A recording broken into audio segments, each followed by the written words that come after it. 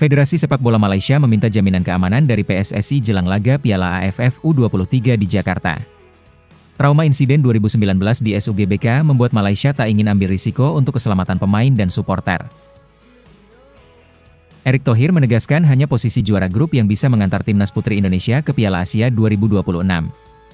Arahan ini menjadi tekanan sekaligus motivasi agar Garuda Pertiwi tampil total tanpa celah. Erick Thohir memperingatkan agar Indonesia tidak puas diri, karena Vietnam bisa kembali melesat lewat pengembangan sepak bola yang lebih progresif. Ia menyerukan aksi nyata dan sinergi jangka panjang, bukan sekadar euforia sesaat.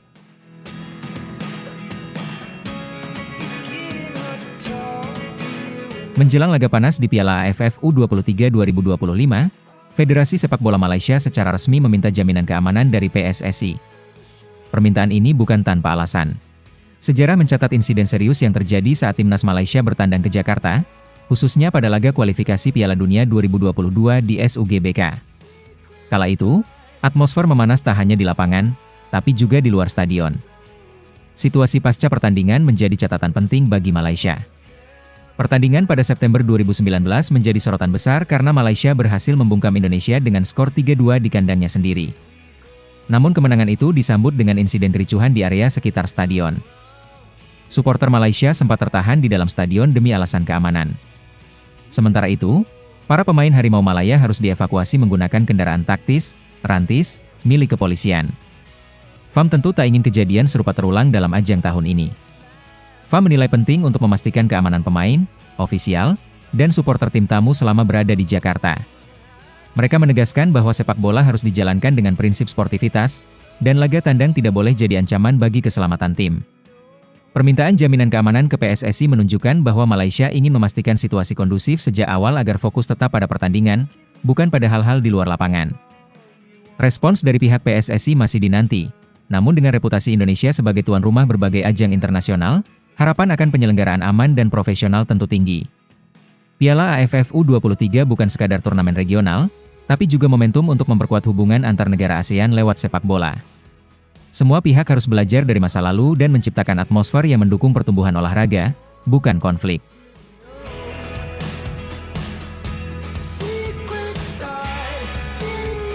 Ketua Umum PSSI Erick Thohir menunjukkan perhatian serius terhadap persiapan timnas Indonesia Putri menjelang kualifikasi Piala Asia Putri.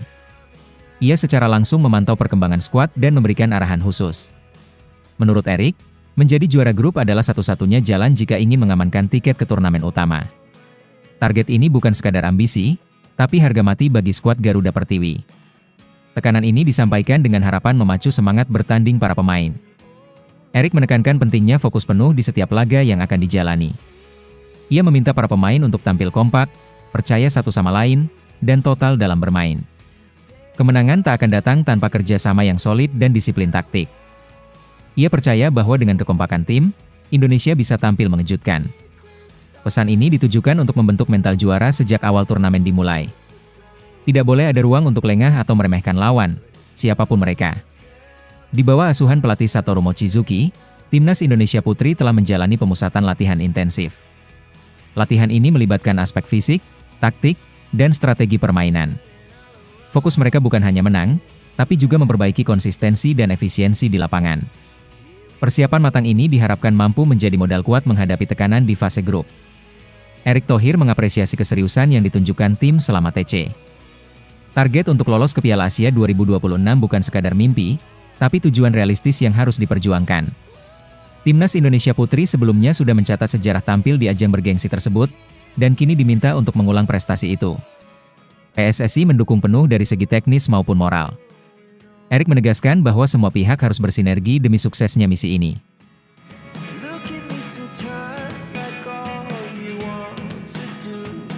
Ketua Umum PSSI Erick Thohir kembali mengingatkan dunia sepak bola nasional agar tidak cepat puas atas pencapaian saat ini. Dalam pernyataan tegas, Erick menyoroti kebangkitan Vietnam yang terus melakukan langkah revolusioner dalam pengembangan sepak bola mereka. Menurutnya, jika Indonesia lengah dan hanya menikmati hasil sesaat, bukan tidak mungkin Vietnam kembali melesat meninggalkan kita. Pesan ini ditujukan kepada seluruh elemen, dari PSSI hingga pemerintah. Erick menekankan bahwa kompetisi sepak bola internasional sangat dinamis. Negara-negara seperti Vietnam sudah menunjukkan keseriusan dengan investasi besar pada sistem pelatihan dan infrastruktur pemain muda. Sementara itu, Indonesia masih dalam tahap membangun pondasi dan harus menjaga momentum. Erik tidak ingin Indonesia terjebak dalam euforia prestasi sementara. Ia menginginkan langkah nyata, bukan hanya retorika. Ia menegaskan bahwa PSSI sudah menjalankan berbagai program pembinaan jangka panjang. Namun, menurutnya, semua itu akan sia-sia jika tidak mendapat dukungan konkret dari pemerintah pusat maupun daerah. Erik menyerukan sinergi antara federasi, pemerintah, dan stakeholder sepak bola. Tanpa itu, potensi Indonesia hanya akan jadi wacana tanpa hasil maksimal. Vietnam menjadi contoh nyata bahwa keseriusan dan strategi jangka panjang bisa mengubah peta kekuatan sepak bola regional. Menurut Erik, Indonesia butuh strategi menyeluruh yang mencakup pembinaan usia dini, kompetisi berjenjang, hingga pendanaan yang berkelanjutan. Ia tak ingin ada kesenjangan antara sepak bola putra dan putri. Bahkan, ia menyoroti bahwa di level sepak bola wanita, Vietnam sudah jauh lebih mapan dibanding Indonesia. Maka dari itu, ia menegaskan kembali pentingnya fokus dan kerja nyata.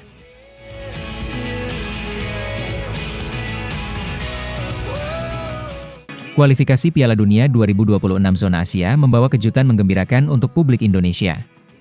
5 pemain timnas Indonesia resmi masuk dalam nominasi Dream yang dirilis oleh HFC. Pengakuan ini bukan tanpa alasan, sebab performa mereka selama fase kualifikasi sangat menonjol. Salah satu nama yang mencuri perhatian adalah Ole Romeni, striker anyar timnas Indonesia yang langsung tampil tajam. Sejak dinaturalisasi pada 8 Februari 2025, ia menjalani debut pada 20 Maret dan langsung menunjukkan kualitasnya. Ole menjadi penyerang andalan skuad Garuda dalam beberapa laga penting. Ketajamannya di lini depan menjadi ancaman nyata bagi pertahanan lawan. Kontribusinya membuat lini serang Indonesia jauh lebih berbahaya dibandingkan sebelumnya. Selain Ula, Marten Pas juga jadi sorotan. Kiper milik FC Dallas ini sudah mengemas 8 caps sejak debut pada September 2024. Ia menjadi sosok penting di bawah Mister Gawang, mencatat banyak penyelamatan krusial. Pas sempat absen saat melawan Cina karena akumulasi kartu, namun posisinya tetap tak tergantikan. Emil Audero memang sempat menggantikannya, tapi soliditas Pas lebih menonjol sepanjang turnamen. Di sektor tengah, Marcelino Ferdinand juga tak kalah impresif. Gelandang muda ini bahkan mencetak 2 gol penting saat melawan Arab Saudi. Dari lini belakang, Jai Itzes tampil sebagai tembok pertahanan yang kokoh. Postur tinggi dan kemampuan membaca permainan membuatnya nyaris tanpa celah. Ia tak hanya bertahan, tapi juga menjadi pemimpin di lapangan. Peran sebagai kapten dijalankannya dengan tenang dan tegas. Sementara itu, Sandy Walsh melengkapi daftar 5 pemain yang masuk nominasi. Sejak dinaturalisasi pada 2022, ia telah bermain 19 kali untuk Indonesia dan mencetak 2 gol.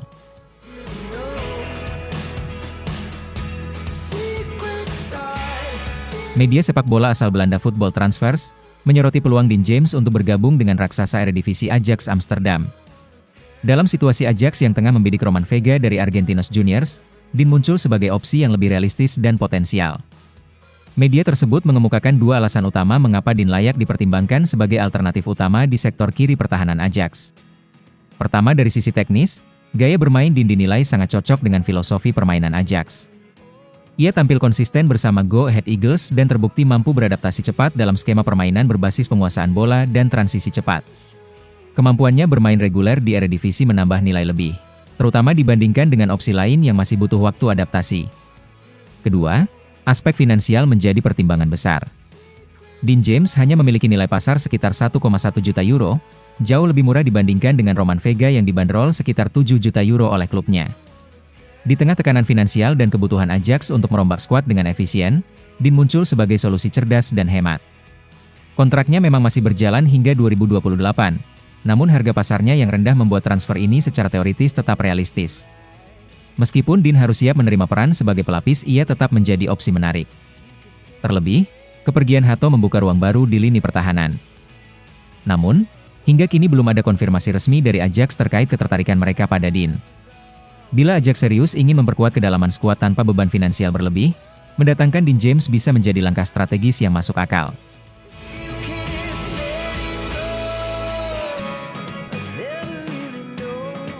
Perjalanan Sandy Walsh di Yokohama Marinos terus menunjukkan tren yang mengecewakan. Bek senior timnas Indonesia itu kembali tidak diberi kesempatan bermain dalam laga melawan Shonan Bellmare. Pertandingan berakhir imbang 1-1, Namun yang menarik perhatian bukan hasil akhir laga, melainkan posisi Walsh yang hanya jadi penonton di bangku cadangan. Pelatih Hideo Oshima mengambil 4 dari 5 kuota pergantian pemain, namun nama Sandy Walsh tetap tak tersentuh. Bahkan satu slot pergantian dibiarkan tak terpakai. Sebuah sinyal yang makin menegaskan bahwa bek 30 tahun tersebut tidak masuk dalam rencana taktis pelatih. Ini adalah pertandingan ke-6 beruntun di mana Sandy absen merumput. 3 laga pertama akibat cedera, 3 sisanya hanya jadi penghangat bangku cadangan. Kondisi ini tidak hanya memukul kepercayaan dirinya, tetapi juga mulai mengancam posisinya di timnas Indonesia. Absennya Sandy dalam agenda FIFA Matchday bulan Juni lalu sudah menjadi indikator bahwa performa klub tetap jadi tolok ukur utama pemanggilan pemain ke tim nasional. Jika situasi ini terus berlanjut, peluangnya untuk membela Garuda di event internasional mendatang bisa terancam. Masalahnya bukan hanya soal persaingan posisi, ini soal ritme dan waktu bermain. Sehebat apapun pemain, jika tidak aktif di level klub, performa dan kesiapan fisik akan menurun drastis. Sandy harus segera mencari solusi, entah dengan memperebutkan menit bermain di Marinos atau mempertimbangkan opsi hengkang demi menyelamatkan karir dan tempatnya di timnas. Situasi ini menggambarkan betapa brutalnya dunia sepak bola profesional. Nama besar dan status timnas tidak menjamin apapun jika tidak diiringi performa di klub.